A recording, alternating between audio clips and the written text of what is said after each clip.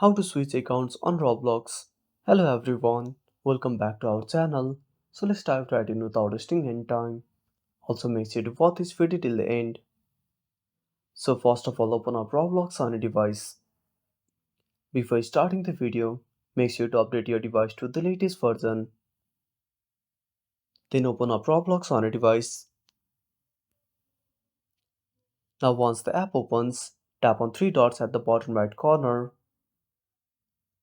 Now scroll all the way down to the bottom. Now simply tap on switch accounts.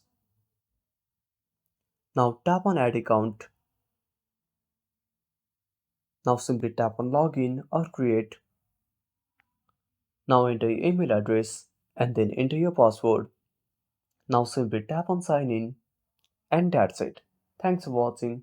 Make sure to subscribe our channel and hit the bell icon. See you in the next video.